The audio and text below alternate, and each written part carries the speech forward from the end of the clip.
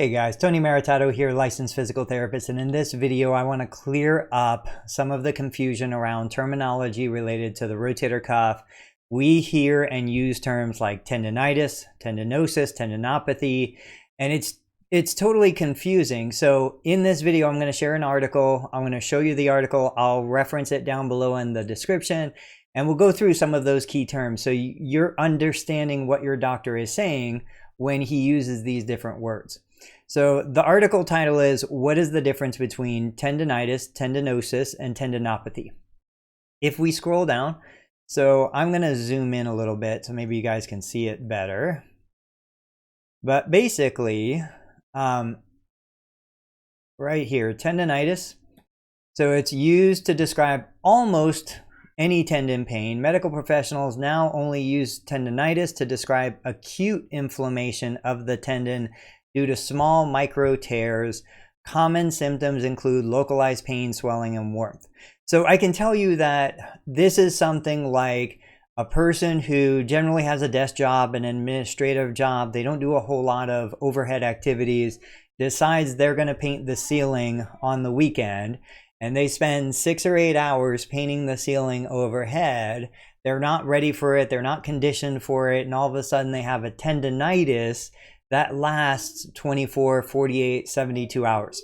It's an acute trauma to the tendon itself. It's associated with an inflammatory condition. If somebody was to take prescribed anti-inflammatories, the pain would resolve, but then when those prescribed anti-inflammatories wore off, the pain would return. But acute tendonitis like this responds really well to rest. So if you've been dealing with a problem and you try to rest for a day or two and you feel significantly better, it's likely an acute tendonitis. But if you see no improvement with rest, we're probably dealing with something known as tendinosis. And so tendinosis, which you can see here, is a non-inflammatory degeneration of the tendon.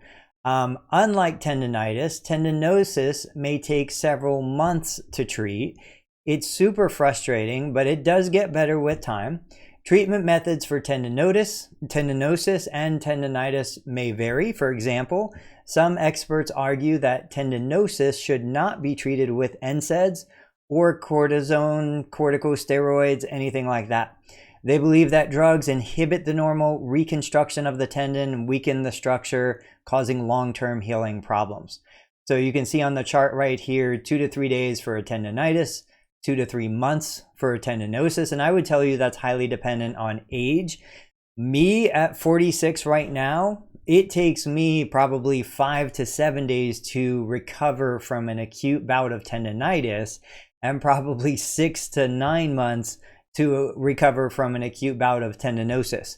Where in my 20s, it'd be a day or two. So the other one that I wanted to mention was tendinopathy. So tendinopathy is typically used to describe any problem involving the tendon. The suffix pathy is derived from the Greek and indicates a disease or disorder. Tendinopathy literally means disease or disorder of the tendon. So while most experts define tendinopathy as an umbrella term used to describe all tendon conditions, others use it to describe chronic tendon conditions that fail to heal. And when we're talking about chronic, we're usually talking about more than 3 months, but each provider is going to kind of have their own definition for that. So I hope this video was helpful. I am in the process of building this shoulder channel because I'm passionate about treating shoulders, whether it be frozen shoulder, rotator cuff tear, non-surgical or post-surgical conditions. I just believe that you, the public, needs to have access to this information.